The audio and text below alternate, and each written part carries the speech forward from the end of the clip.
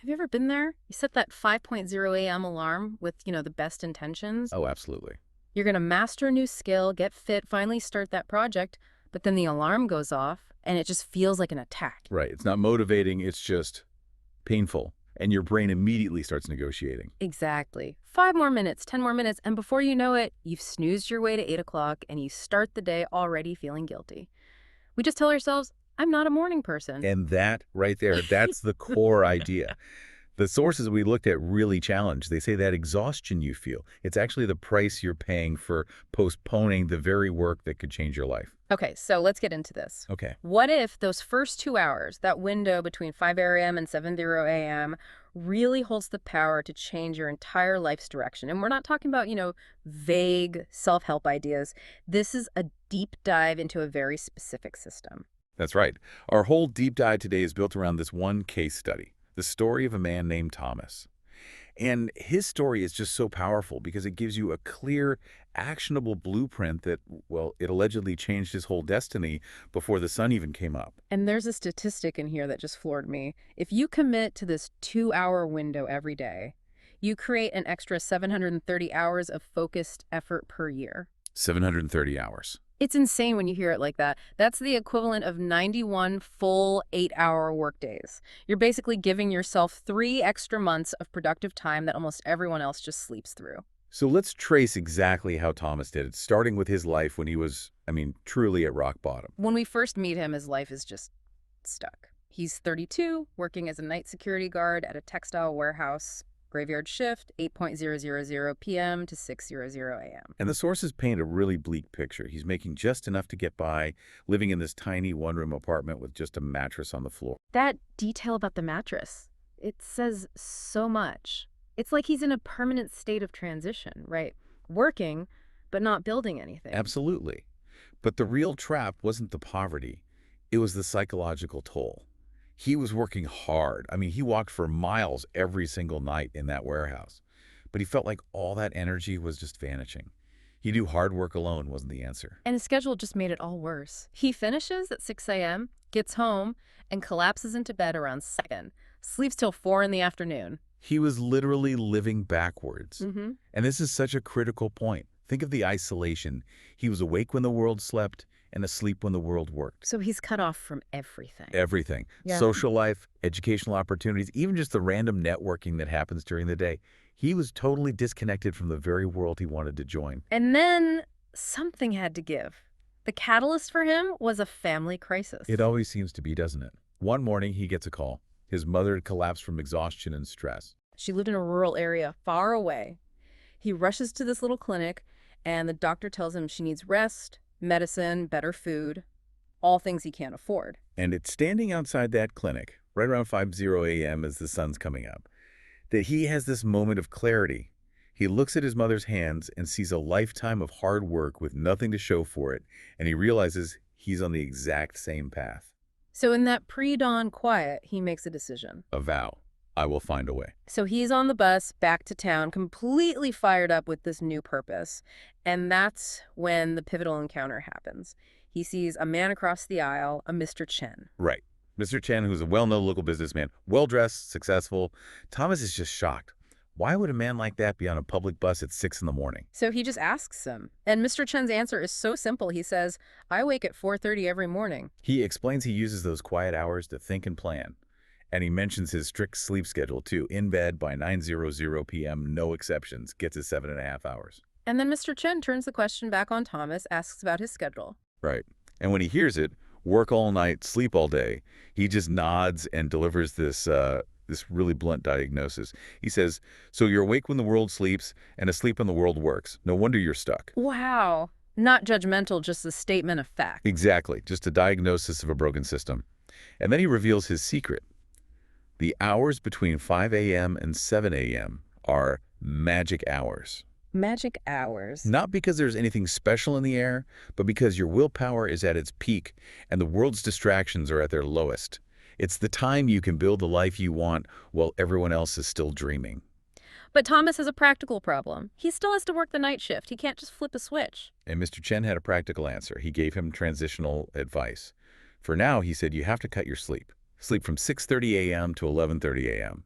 just 5 hours. That's brutal. It's survival mode. He said, sleep enough to function and then live your real life when the world is awake. The goal wasn't permanent sleep deprivation. It was to get him synchronized with opportunity. And Thomas, to his credit, jumps on it. He calls Mr. Chen that same night and says he's ready. And Mr. Chen is impressed. He tells him, most people talk, you acted. And that's when he lays out the blueprint. He literally draws it out for him, showing him how those 2 hours a day build up. To those 730 hours a year, it reframes it from a sacrifice to an investment. Oh, okay. So what's the structure? How did he say to use those 2 hours? It's a mandatory two-part foundation, non-negotiable. Okay. Hour 1, from 5:00 to 6 a.m., is for building skills. This was the most important part. It had to be focused on learning something that would directly improve his financial situation. A measurable, monetizable skill. Exactly.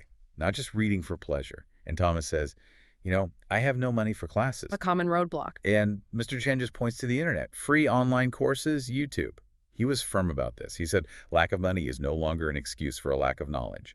This first hour was the engine for his escape. Okay, so that's the first hour. What about the second, from 6:00 to 7 a.m.? That's for building your body and mind. It's split into two 30-minute blocks. 30-30. First 30 minutes, physical exercise, Oh, a right. walk, a run, anything.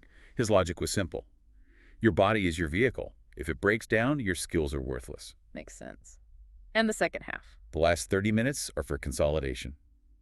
Reading things related to what you learned in hour 1, planning your day, or actively applying the new skill. That is a brilliant structure. It hits your economic, physical, and mental health all before most people have even hit the snooze button. But a plan is nothing without discipline. So Mr. Chen gave him 3 ironclad rules for a 90-day challenge. Rule number 1, no negotiation. You wake up at 5 a.m. every single day, weekends too. The second you start bargaining, you've lost. Rule 2 must be about sleep then. Absolutely. Rule number 2, be in bed by 9:00 p.m. Yeah. You can't cheat sleep and win long term. The early wake-up time forces you to be disciplined with your evenings. And rule 3, that's about the pain, right? It's about pushing through the pain. Rule number 3 was, the first week will be hell. He was honest about it. But he gave him a timeline. He said it'll feel normal after 21 days, and it'll become who you are after 90. It moves from an action to an identity. That's the whole point. So what skill does Thomas pick? He chose something universally valuable, Excel and basic accounting principles. He figured every single business needs that, including his own. I can just imagine that first week. Working all night, forcing yourself to stay up and stare at spreadsheets. The sources say it was agony. His eyes were burning, but he kept the image of his mother in his mind. And then at 6 a.m., he'd force himself out the door for that walk. But then the shift happens. The body starts to adapt. It does. Around day 20, the sources describe this amazing moment. Thomas wakes up naturally, 2 minutes before his alarm, 4:58 a.m. Wow. It wasn't his alarm that woke him. It was his own body clock. He said he felt ready, not resentful.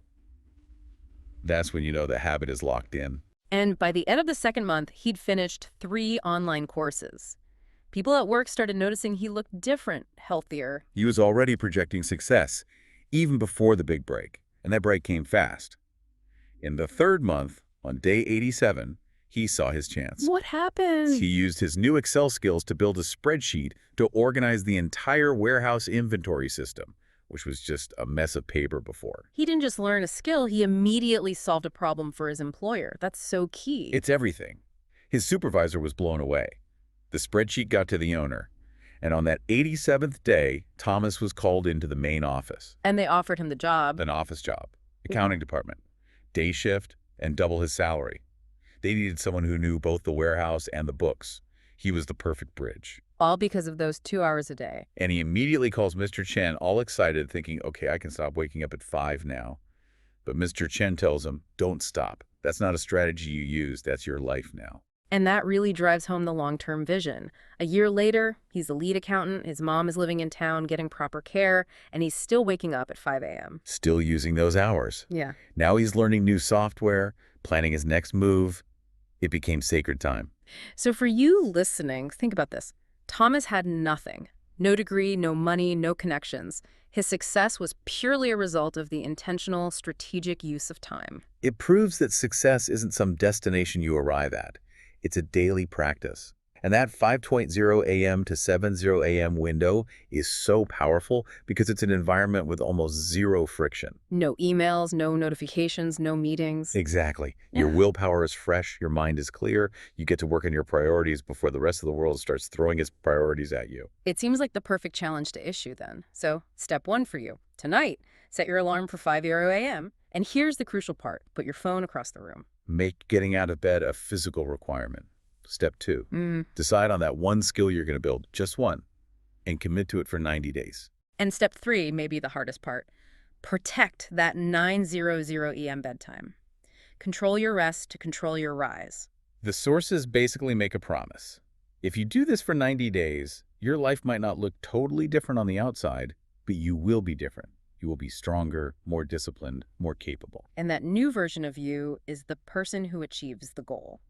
I love what Thomas told his coworkers when they asked why he still woke up so early after he already made it. What did he say? He just said, success is not a destination, it's a daily practice. That's it right there. The person who succeeds isn't the lucky one or the most talented one. It's the person who just shows up, especially when it's hard, in those quiet hours before the sun comes up. Your future self is waiting for you on the other side of that 5:00 a.m. alarm.